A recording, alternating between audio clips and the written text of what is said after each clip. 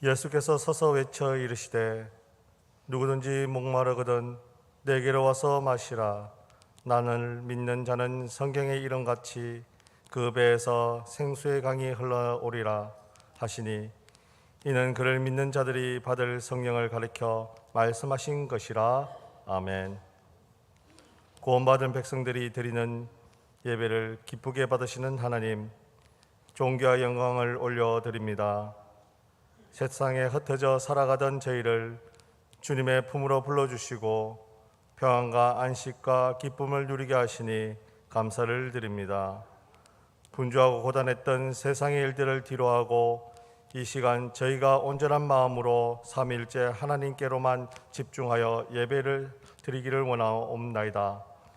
우리의 영안을 열어 예배 중에 임하시는 주의 영광을 보게 하시고 귀를 들어 우리의 마음을 열어주셔서 설교 속에서 하나님의 음성을 듣게 하여 주옵소서.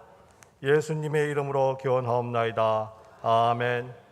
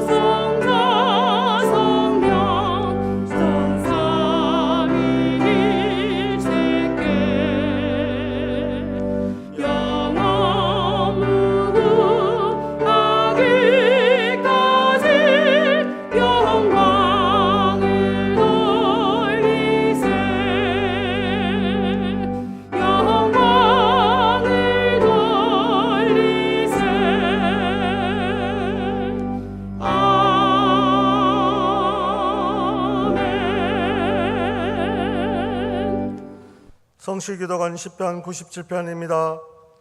여호와를 사랑하는 너희여 악을 미워하라.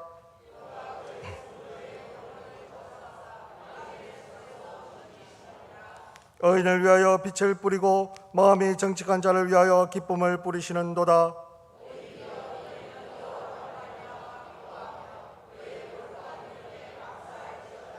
아멘. 나는 전능하신 아버지 하나님 천지 창조주를 믿습니다. 나는 그의 유일하신 아들 우리 주 예수 그리스도를 믿습니다. 그는 성령으로 잉태되어 동정녀 마리아에게서 나시고 본디오 빌라도에게 고난을 받아 십자가에 못 박혀 죽으시고 장사된 지 사흘 만에 죽은 자 가운데서 다시 살아나셨으며 하늘에 오르시어 전능하신 아버지 하나님 우편에 앉아 계시다가 거기로부터 살아있는 자와 죽은 자를 심판하러 오십니다. 나는 성령을 믿으며 거룩한 공교회와 성도의 교제와 죄를 용서받는 것과 몸의 부활과 영생을 믿습니다. 아멘.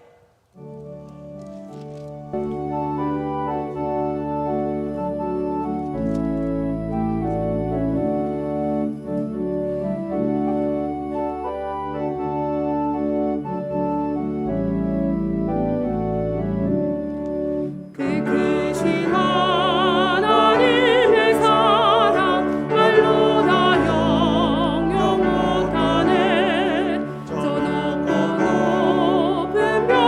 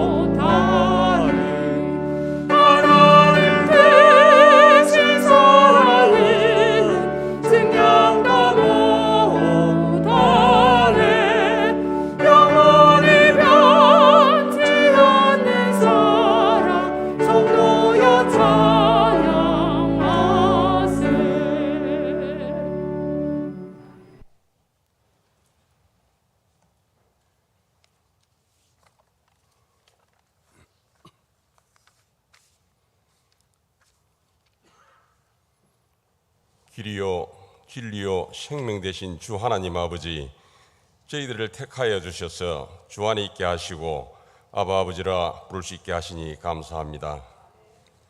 지난 한 주간도 주님의 은혜 속에서 잘 지내다가 오늘 주님의 날 주님 전에 불러주시고 예배드리게 하시니 찬양과 감사를 드립니다.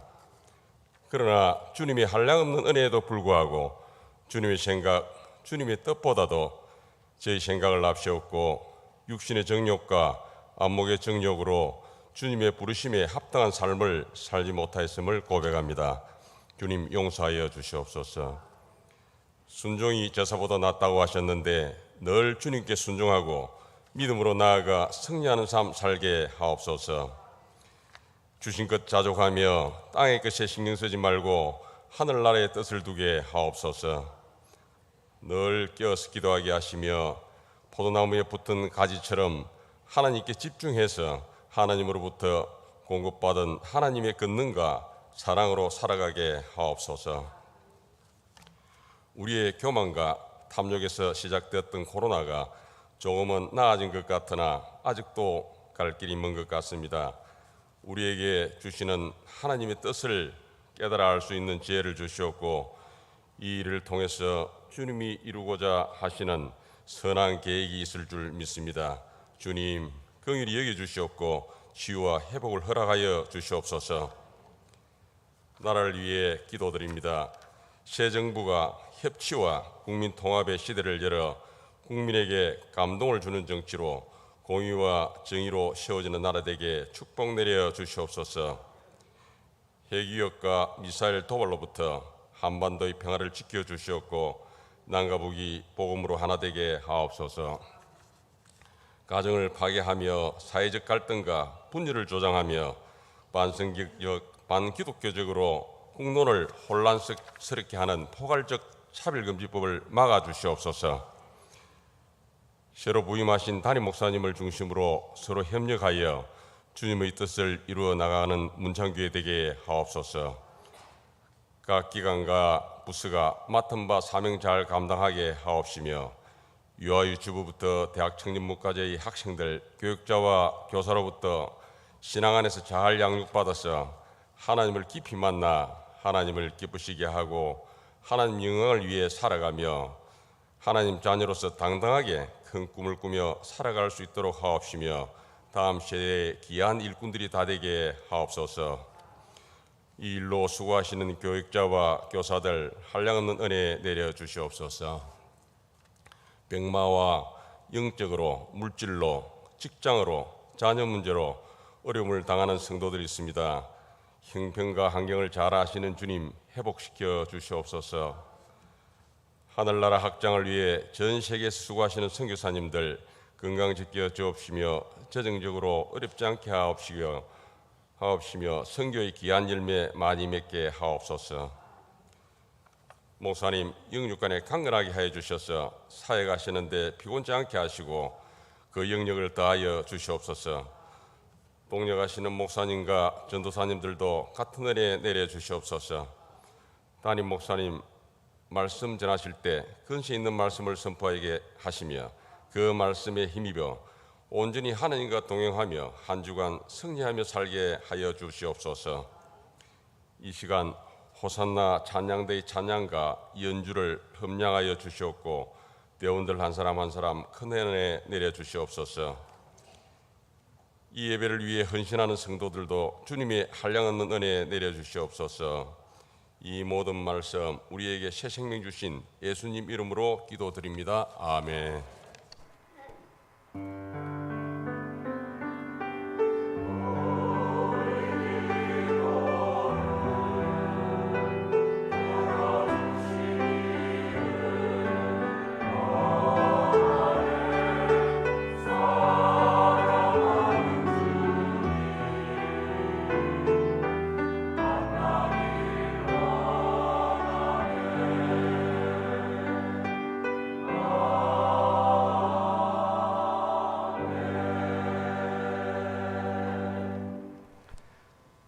오늘 우리에게 주시는 하나님의 기록된 말씀은 구약성경 시편 133편 1절에서 3절의 말씀입니다.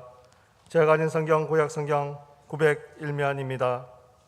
이제 구약성경 시편 133편 1절에서 3절의 말씀을 봉독할 때 하나님의 말씀으로 경청하시기 바랍니다.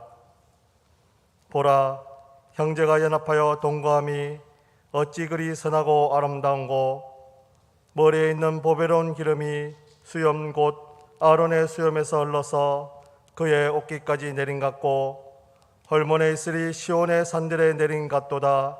거기서 여호와께서 복을 명령하셨나니 곧 영생이로다.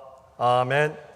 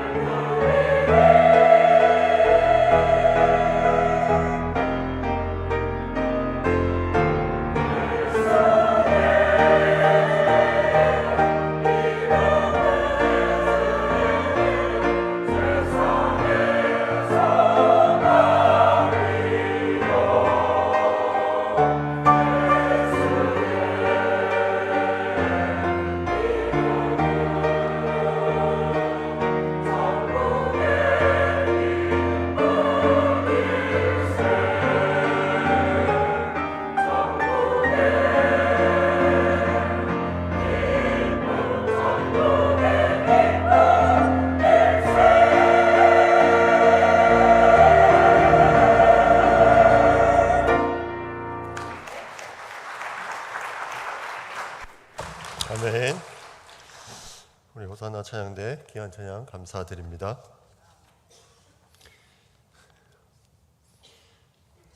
동물의 세계에 보면 서로 도와주는 관계가 있습니다. 우리가 많이 듣는 공생이라는 관계인데, 이 코뿔소와 할미새의 관계가 그런 관계라고 합니다. 코뿔소는 아주 힘이 세죠. 뿔도 강하고 힘이 센 반면에 시력이 약합니다. 그래서 앞에 있는 것들을 잘 분별하지 못하고, 또 항상 등에 진드기가 있어가지고 그것 때문에 많이 힘들어합니다.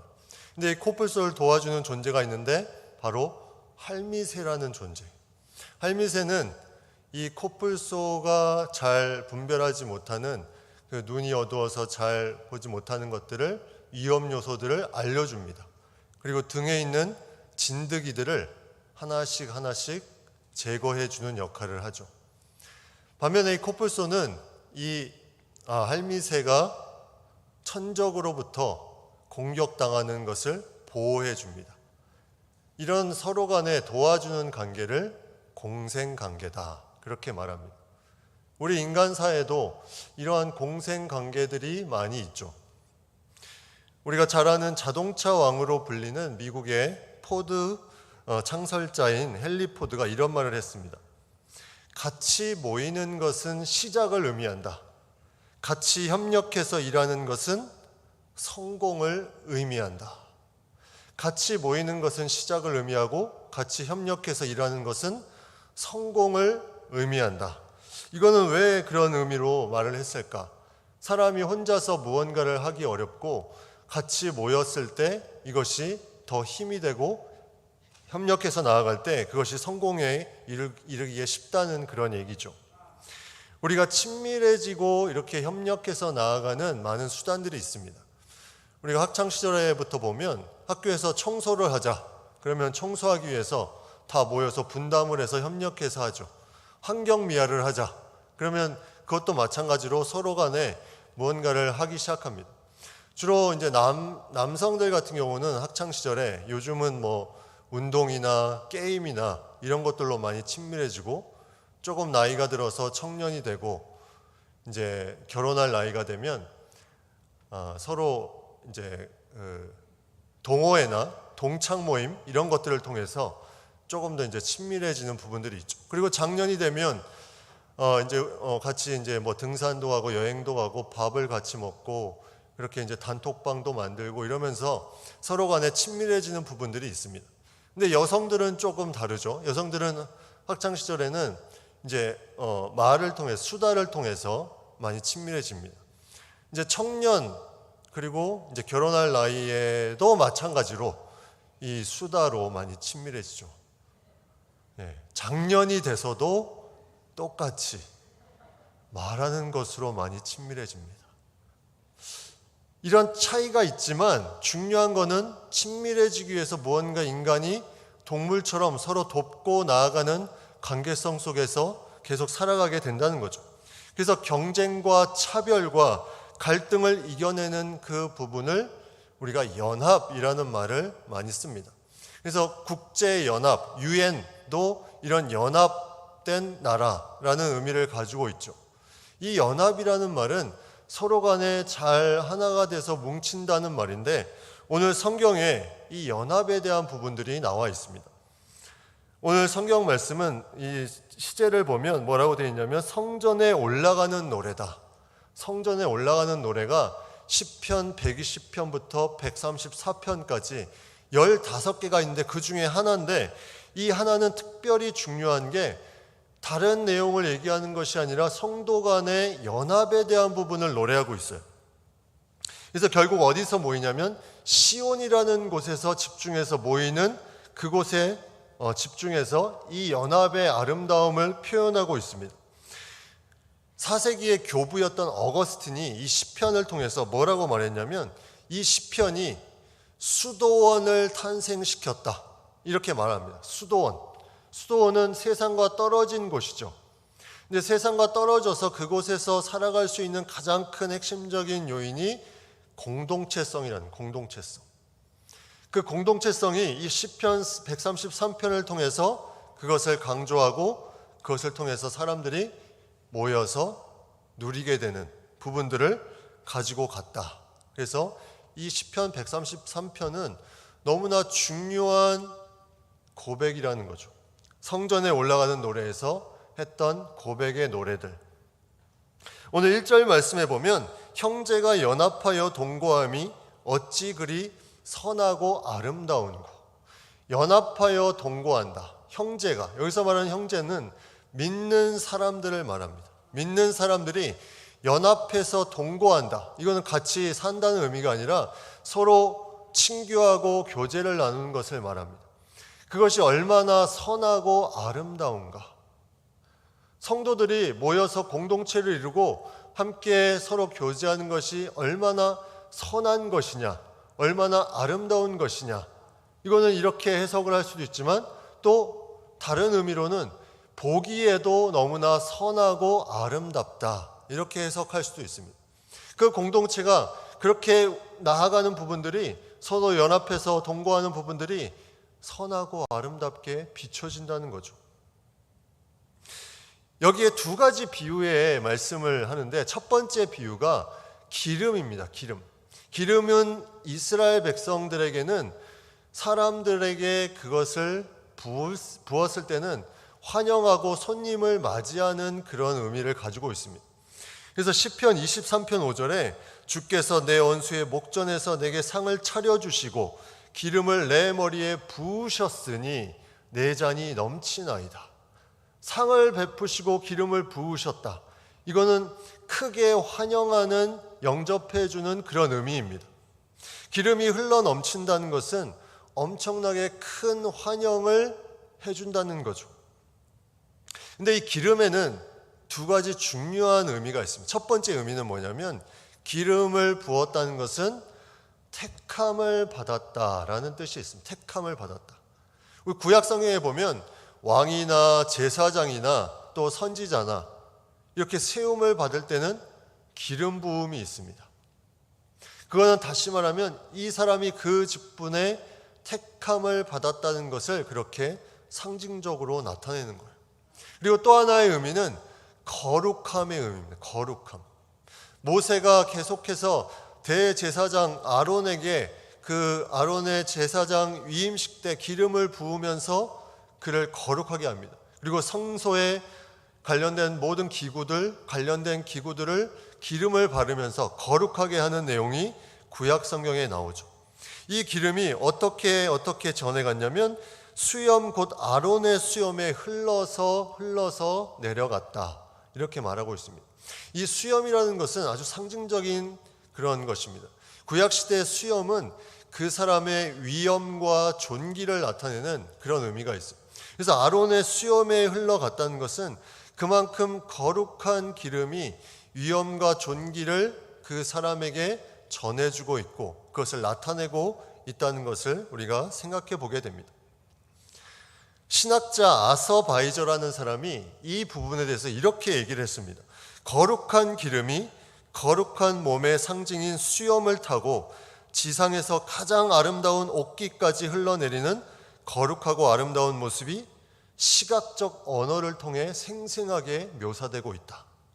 거룩한 기름이 거룩한 몸의 상징인 수염을 타고 흘러서 옥기까지 흐르는 것이 시각적으로 그 아름다운 모습이 생생하게 묘사되고 있다. 이런 기름은 계속해서 흘러간다는 거죠. 흘러간다. 우리가 연합하여 동거하는 것이 이러한 기름이 흘러가는 것과 같이 흘러가는 무언가가 우리 가운데 있다는 거죠. 그것은 아주 중요한 부분입니다. 우리가 느끼지 못할지라도 무언가 우리 안에 공동체로 모여서 연합해서 동거할 때 흘러가는 놀라운 일들이 그 안에 나타난다는 거죠. 또 하나는 여기서 머리라는 단어를 쓰고 아론이라는 인물을 이렇게 나타내면서 표현한 것은 그만큼 그것이 높은 곳에서 하나님으로부터 흘러내려오는 무언가 거룩한 은혜와 거룩한 모임이 됨을 우리가 생각해 볼 수 있습니다. 그냥 단순히 인간과 인간의 만남이 아니라 형제가 연합하여 동거하는 것은 그만큼 중요한 하나님께서 부어주시는 은혜가 그 안에 가득 넘친다는 것을 우리가 생각해 볼 수가 있죠. 또 하나의 비유로 말한 것이 3절에 나와 있는 헐몬의 이슬입니다. 헐몬의 이슬. 이 헐몬은 헤르몬 산을 말하는데 이스라엘에서 유일하게 고지대, 유일하게 그 산의 꼭대기에 눈이 녹지 않는 지역인데 해발 한 2770m 정도 되는 산입니다. 이 헐몬의 이슬이 계속해서 흘러 넘쳐서 시온의 산들의 내림 같다. 근데 이 헤르몬은 갈릴리 동북쪽에 있는, 북동쪽에 있는 그런 산인데 시온은 예루살렘을 말합니다. 예루살렘은 한참 밑에 있는 거죠. 거의 한 200km 정도 떨어져 있는데 이게 시온까지 올 수가 없어요. 아무리 그 이슬이 가득 넘친다 해도. 근데 이렇게 표현한 이유가 무엇일까요? 이렇게 표현한 것은 그만큼 이 이슬의 넘침이 풍성하다는 것입니다. 상상할 수 없을 정도로 풍성하다. 언제? 형제가 연합하여 동거할 때 헐몬에서 내려오는 이 이슬이 시온에까지 도착할 정도로 풍성하게 나타남을 말하고 있습니다. 이 시온은 바로 성도들이 모여있는 장소죠. 예루살렘 성전. 성도들이 모여있는 성전에 그 기름이, 그 헐몬의 이슬이 계속해서 흘러 넘칩니다. 언제? 형제가 연합하여 동거할 때. 형제가 연합하여 동거하면서 이것이 계속해서 흘러서 내려간다. 내려간다는 표현을 계속하고 있습니다. 여러분 커피 좋아하십니까? 커피를 타먹기도 하고 내려 먹기도 하는데 저는 이제 커피를 드립 커피를 되게 좋아합니다. 집에도 이제 그 장비를 가지고 있어서 제가 직접 내려서 먹는데 그 드립 커피가 내려갈 때 처음에는 답답하죠. 한 방울 한 방울 똑똑. 근데 이게 시간이 지나고 계속해서 내려가면 이 커피가 쌓이고 쌓여서 풍성해집니다. 근데 그 쌓이는 동안에 뭐가 나타납니까? 그 커피 향이 계속해서 코를 진동합니다. 우리의 공동체 모임이 어쩌면 처음에는 똑똑똑 잘 모르겠어요. 모여도 잘 모르는 것 같지만 이게 계속 쌓이고 쌓이면 정말 그 향이 진동하듯이 그리고 그 커피가 계속해서 차고 넘치듯이 우리에게 놀라운 영향을 또 놀라운 은혜를 허락해 준다는 거죠. 우리가 연합이 그래서 중요합니다. 연합은 처음에는 힘듭니다. 왜냐하면 우리는 다 개인 생활에 익숙해져 있어요. 개인 생활에 너무나 익숙해져 있습니다. 그래서 이것이 쉽지는 않습니다. 근데 이 연합이 중요한 것은 이렇게 연합을 해서 주어지는 놀라운 풍성함이 우리에게 생각 이상의 놀라운 것들이 있기 때문이라는 거죠. 우리는 그러면 연합을 위해서 무엇을 해야 될 것인가? 이렇게 함께 나누고 함께 연합하기 위해서 무엇을 해야 될 것인가? 먼저 한 4가지 정도를 이 연합을 위해서 해야 될 것을 나누기를 원합니다. 첫 번째는 용서입니다. 용서. 연합을 위해서는 용서를 해야 된다는 거죠. 마태복음 5장 23절 24절에 그러므로 예물을 제단에 드리려다가 거기서 내 형제에게 원망 들을 만한 일이 있는 것이 생각나거든 예물을 제단 앞에 두고 먼저 가서 형제와 화목하고 그 후에 와서 예물을 드리라. 형제와 무언가 원망 들을 만한 일이 있으면 그 형제와 화목하고 나서 예물을 드리라는 거죠. 그 정도로 형제를 용서하지 못하는 것이 우리의 삶과 예배에 큰 무언가 장애가 된다는 겁니다. 제가 차를 몰고 가다가 어떤 건물에서 이런 문구를 봤습니다. 용서는 최고의 복수이다. 이게 무슨 말일까? 용서는 최고의 복수이다. 여러분 복수하고 싶어서 용서를 못하는 겁니까? 근데 거기에는 용서가 최고의 복수라고 써 있습니다. 그래서 그 뜻에 좀 자세히 생각을 해보니까 이런 의미가 아닐까 한번 생각을 해봤습니다. 용서를 하게 되면 그 사람이 그 용서를 통해서 용서받은 대상이 생각을 하게 되죠. 내가 그 전에 생각하지 못했던 것을 생각하게 되고 자신을 돌아보게 됩니다. 그러면 자신에 대해서 무언가 일반적인 경우라면 무언가 이 뜨거움이 느껴지고 고통스러운 무언가가 좀 있게 된다는 거죠. 근데 그 고통은 나쁜 고통이 아니라 좋은 고통입니다. 그래서 용서를 최고의 복수라 이렇게 하지 않았을까 하는 생각을 해봅니다. 용서하는 것은 그만큼 그 사람에 대해서 자신에 대해서 성찰하게 해주는 거죠. 근데 우리가 생각해보면 용서를 안 해주면 그 사람이 항상 내 마음속에 있는 거죠. 계속 지나치면서 볼 때마다 그 사람이 내 마음속에 에너지를 뺏어갑니다. 과연 그 사람이 그럴 만한 자격이 그럴 만한 내 에너지를 뺏어갈 그런 권세가 있는지 우리가 생각해보면 우리가 용서하는 것이 오히려 더 우리가 자유할 수 있다는 거죠. 이거는 너무나 소중한 것입니다. 내 마음속에 그 사람을 계속 가둬놓고 있을 필요가 없다는 거죠. 두 번째, 연합을 위해서 해야 될 것은 함께 해주는 것입니다. 함께 해준다. 우리가 목적을 가지고 함께 해주는 것을 말하는 것이 아닙니다. 여기서 함께 해주는 것은 정말 그 사람 자체를 인정해 주는 거죠. 청년들이 교회를 많이 떠난다 이런 말을 합니다. 그래서 복음화율이, 청년 복음화율이 많이 잡으면 5%, 적게 잡으면 3%. 왜 청년들이 교회를 떠날까? 많은 요인이 있을 수 있습니다. 많은 요인들이 있지만 청년들이 교회에서 연합하는 느낌을 제대로 받지 못하는 것도 한 요인이라고 생각할 수 있습니다. 교회에 있는 청년들을 대부분 교회에서는 그 청년들을 무언가를 시켜 먹으려고 합니다. 네가 젊으니까 네가 해라. 이거는 젊은 성도들도 마찬가지예요. 젊으니까 네가 해라. 목적을 가지고 하는 거죠. 연합이 아니라 그냥 교회 일을 위해서 누군가를 부려먹기 위해서 청년을 그렇게 그냥 함부로 대합니다. 이러면 청년들의 마음이 다 떠날 수밖에 없습니다. 청년들은 그냥 함께 해주면서 그들의 이야기를 들어주는 것, 그것이 너무나 귀한 것인데 그거는 나이를 극복할 수 있습니다. 그런데 무언가를 시키려고, 무언가를 자꾸 하라고 하니까 여기에 대한 반감을 갖게 되는 거예요. 그래서 청년은 그렇게 함께 해주는 부분들이 소중하다는 거죠. 성도들도 마찬가지입니다. 우리가 서로를 봤을 때 무언가를 요구하고 무언가를 목적으로 해서 만나는 것이 아니라 정말 그 사람과 함께 해주기 위해서 내가 그것을 한다면 거기에 연합에 참된 의미가 있다는 거죠. 그래서 로마서 12장 15절에는 이러한 말씀이 있습니다. 즐거워하는 자들과 함께 즐거워하고 우는 자들과 함께 울라. 즐거움도 같이, 우는 것도 같이, 잔치집도 같이, 초상집도 같이 함께 하는 것이 너무나 중요하다는 거죠. 여러분, 고통을 나눈다는 것이 얼마나 소중합니까?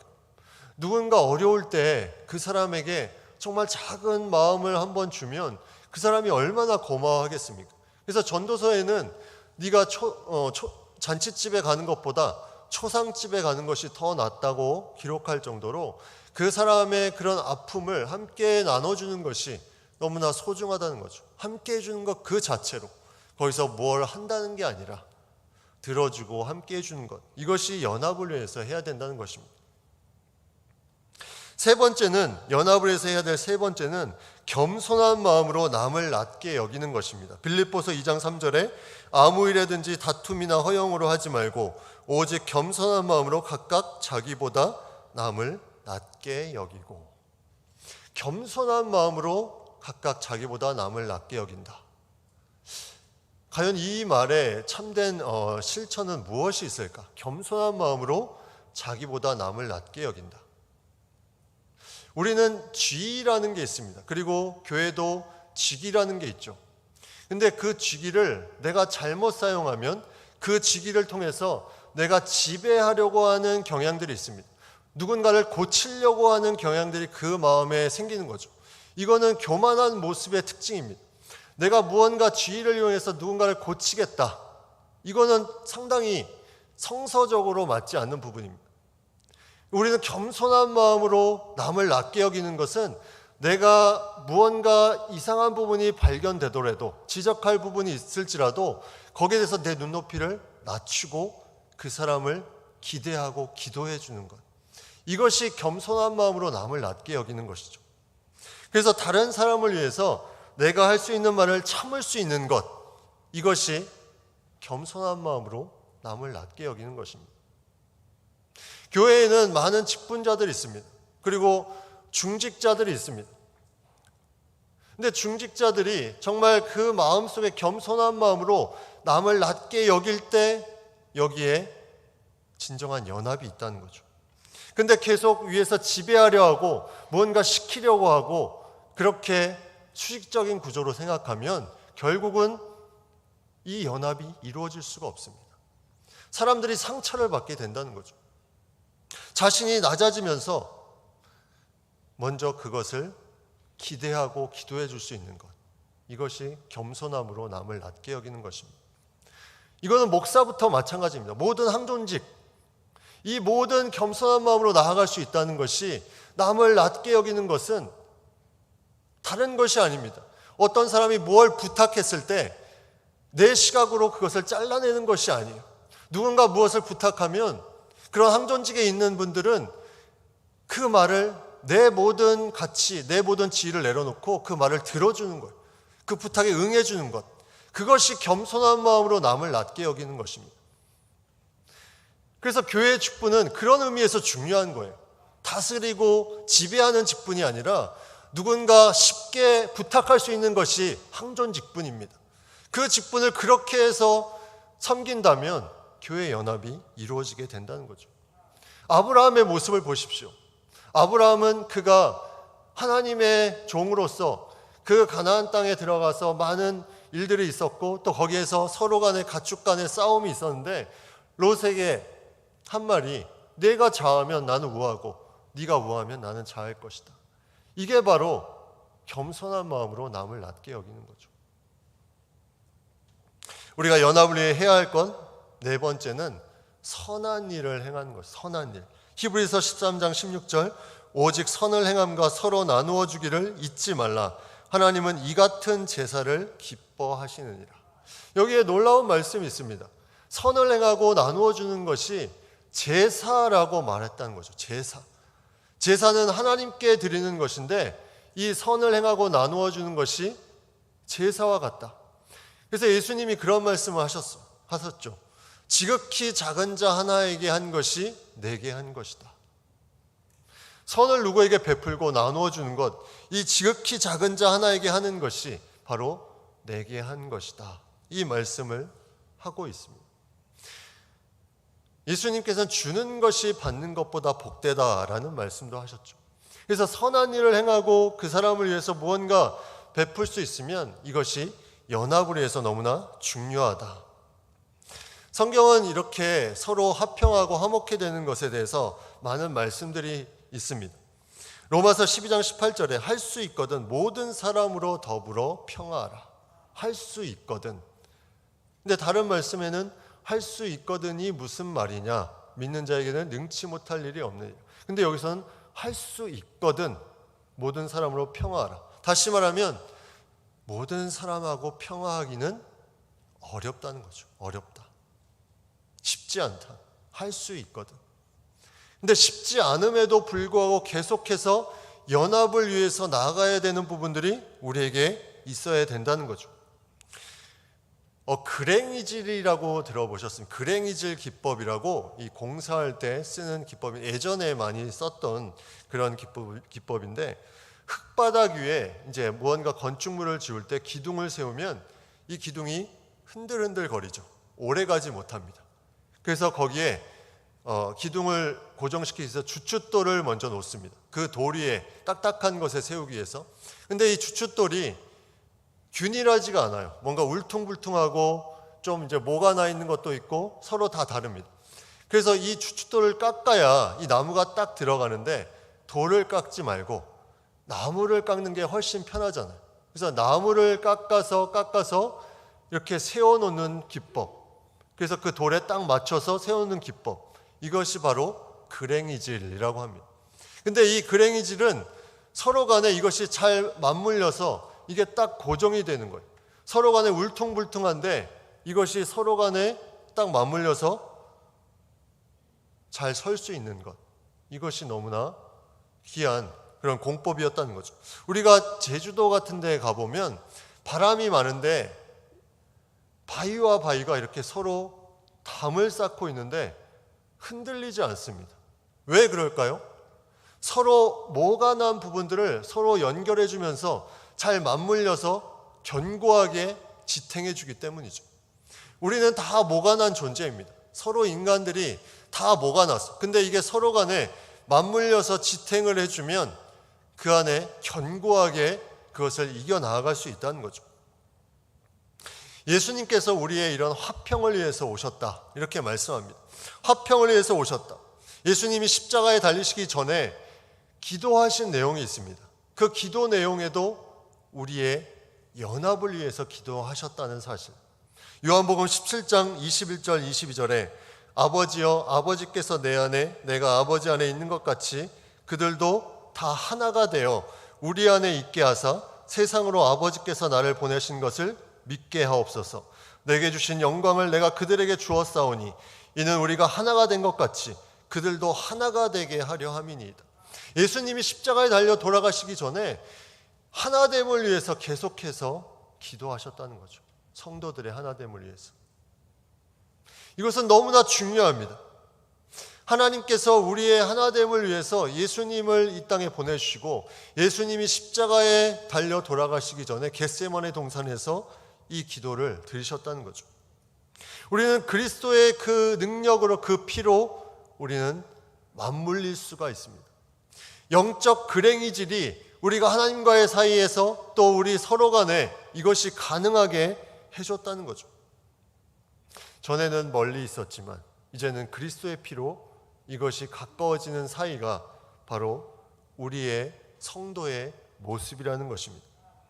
예수님은 벽을 허무시기 위해서 오셨습니다. 그 모든 막힌 담을 다 허셨습니다. 우리가 그 모든 담을 헐어주셔서 우리가 하나님께 나아갈 수 있는 자유함을 얻었습니다. 그리고 성도로서 그 자유함을 우리 서로 간에 화목케 됨을 위해서 이것을 전해야 되는 우리는 그런 사명과 자유함이 있습니다. 십자가는 하나님께 나아가는 길이고 그 십자가를 통해서 은혜를 받은 사람은 서로를 향해서 나아가는 그 마음이 그 안에 있게 됩니다. 그 상처를 치유하며 회복해 주는 것. 아무리 스포츠가 온 국민이 하나가 된다고 하지만 그것은 하나의 그냥 경기를 위해서 하나의 목적을 위해서 하나가 될 뿐 진정 그 사람들의 상처와 아픔을 헤아려 줄 수는 없습니다. 그러나 이 영적 글행이질, 영적으로 연합해서 서로 간에 맞물려서 나아갈 때 우리는 그러한 것들을 누릴 수 있다는 거죠. 코로나로 인해서 2년 동안 공동체 모임을 하지 못했습니다. 우리는 공동체의 소중함을 이제 느끼게 됩니다. 그 전에 그렇게 모였던 것이 그냥 되는 것이 아니었구나. 그냥 자연스러운 것이 아니었구나. 이거는 하나님의 은혜였구나. 이제 그 은혜를 위해서 우리는 뭔가 더 열심을 내야 되는구나. 이 생각을 갖게 해주었습니다. 우리 교회는 처음에 오신 분들 다 구역에 편성이 됩니다. 이거는 너무나 중요한 거예요. 너무나 잘하고 또 잘 되고 있는 겁니다. 왜냐하면 구역이라는 공동체에 속해 있고 또 남선교회 여전도의 그런 공동체에 속해 있다는 것은 너무나 소중한 거죠.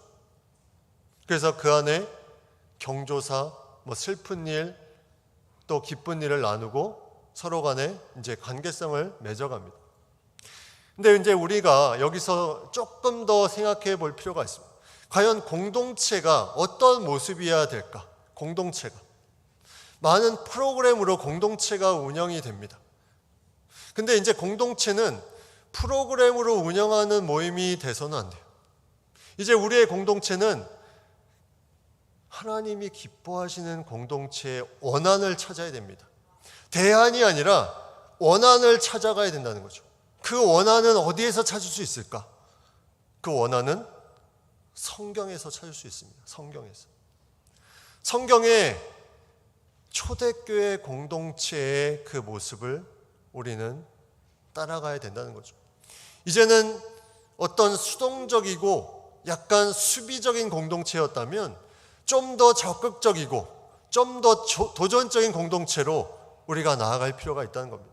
공동체를 통해서 서로 나누고 서로 섬기고 그 안에 예배, 은혜가 가득하고 이러한 좀 더 적극적으로 나아가는 공동체, 이 공동체를 우리가 함께 나아가야 된다는 것이죠. 이것은 앞으로 코로나가 아니라 코로나보다 더 심한 무언가가 올지라도 아니면 종말의 때에 정말 어려운 상황이 올지라도 그 공동체로 인해서 신앙을 함께 나누며 연합하여 동거하며 나아갈 수 있는 공동체, 이것이 우리에게 너무나 중요하다는 거죠. 그래서 우리는 그러한 공동체를 가져가려고 합니다. 제가 다음 주에 이 공동체에 대한 부분과 교회에 주신 마음들을 좀 나눌 계획을 가지고 있습니다. 그 안에 공동체를 통해서 우리 교회가 정말 초대교회의 그런 모습으로 나아가는 귀한 공동체의 모습으로 그 끝까지 나아가는, 땅 끝까지 이르러 내 증인이 되는 그 모습으로 우리가 나아갈 수 있도록 그런 준비되는 공동체, 너무나 귀한 것 아닙니까? 공동체가 왜 중요한가? 이제 마무리를, 이 정리를 좀 하겠습니다. 공동체의 중요성, 첫 번째는 그 공동체를 통해서 그리스도를 알아갈 수 있다는 거죠. 골로새서 2장 2절 말씀에 이는 그들로 마음의 위안을 받고 사랑 안에서 연합하여 확실한 이해의 모든 풍성함과 하나님의 비밀인 그리스도를 깨닫게 하려 함이니. 사랑 안에서 연합하여 확실한 이해의 풍성함과 하나님의 비밀인 그리스도를 깨닫게 하려 한다. 공동체가 중요한 것은 그리스도를 깨닫게 할 수 있다는 거죠. 연합하여서 더 예수님을 알아갈 수 있다. 두 번째는 빛 가운데 있는 자녀됨을 확신하기 위해서 우리는 공동체가 필요합니다. 요한일서 1장 7절 말씀, 그가 빛 가운데 계신 것 같이 우리도 빛 가운데 행하면 우리가 서로 사귐이 있고 그 아들 예수의 피가 우리를 모든 죄에서 깨끗하게 하실 것이요. 빛 가운데 행하면 무엇이 있다고 합니까? 서로 사귐이 있다. 공동체는 우리가 빛 가운데 하나님의 자녀인 것을 확증해 주는 거예요. 우리가 서로 사귀며 연합하며 나아가는 그 부분이 바로 우리가 빛 가운데 거하는 것을 확증해 주는 그런 힘을 준다는 거죠. 세 번째 공동체의 중요성은 오늘 본문의 3절에 나옵니다.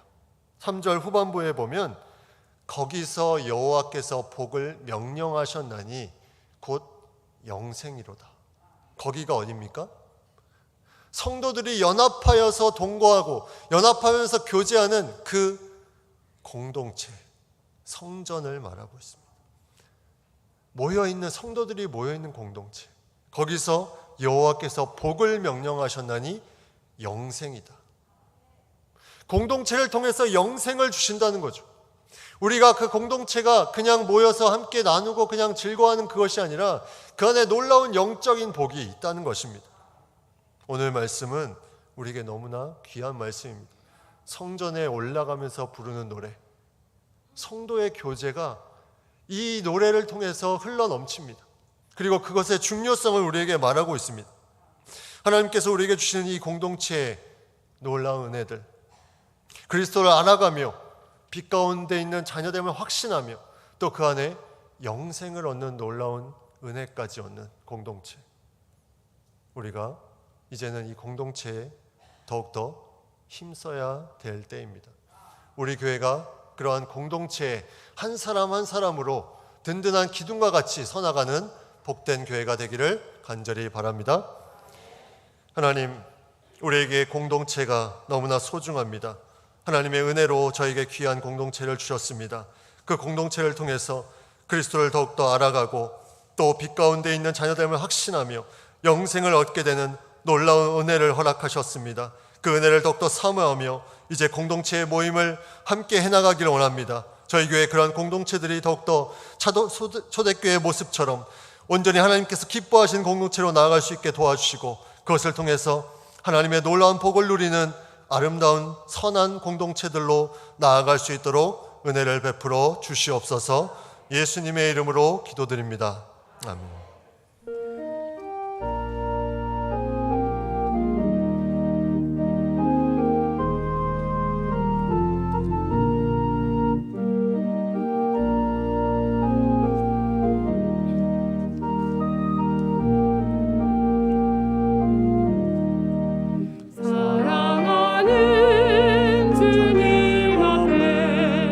영제자매 한 자리에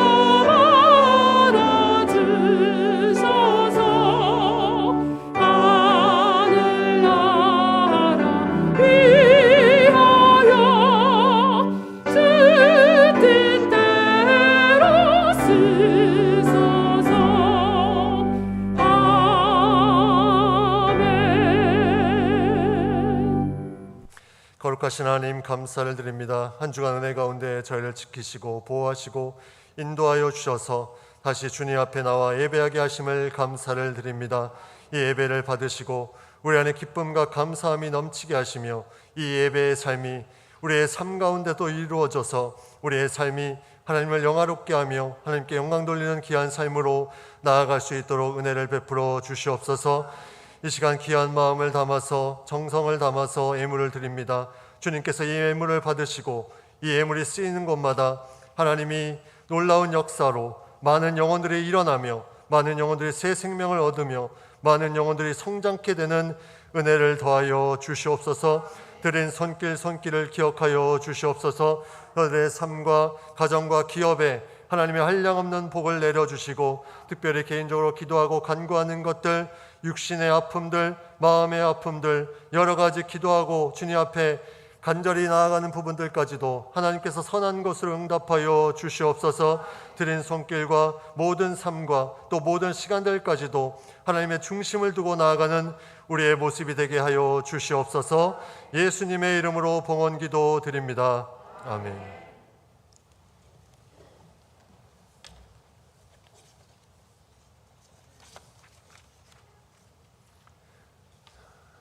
오늘 처음 오신 분들과 예배 참석하신 모든 분들을 환영하고 축복합니다. 새가족 교육이 오늘 마지막 네 번째 시간이 있고 다음 주에는 새가족 수료식이 있습니다. 2022년 여름 성경 아카데미 강좌를 이 간지에 보시면 네 가지 강좌가 있습니다. 신청서를 작성하셔서 사무실에 내주시면 거기에 해당되는 이제 날짜에 우리가 성경 공부를 같이 진행하는 것으로 하겠습니다.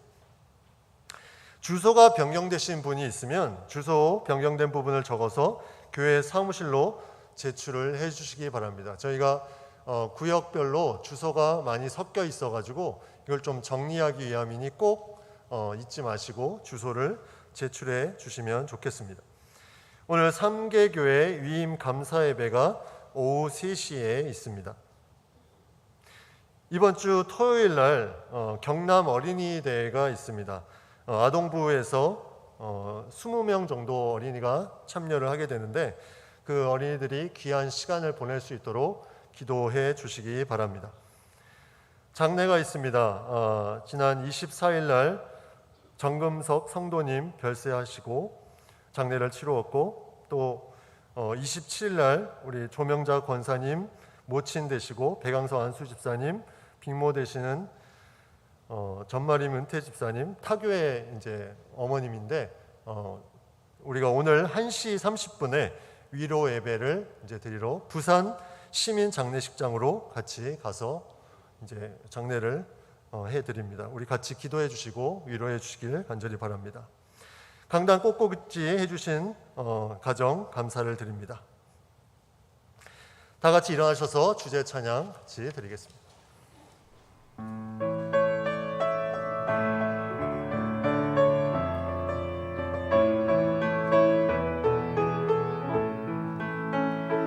당신의 그 섬김이 전국에서 해같이 빛나리 당신의 그 겸손이 전국에서 해같이 빛나리 당신의 그 믿음이 전국에서 해같이 빛나리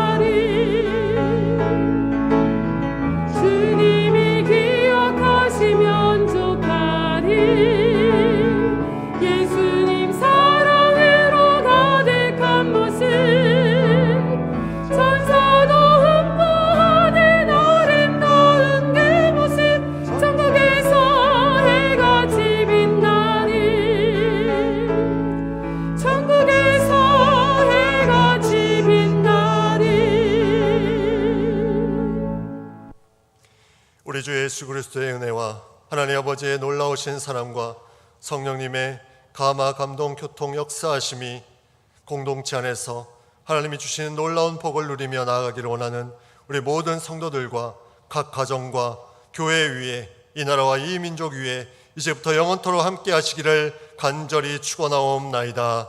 아멘.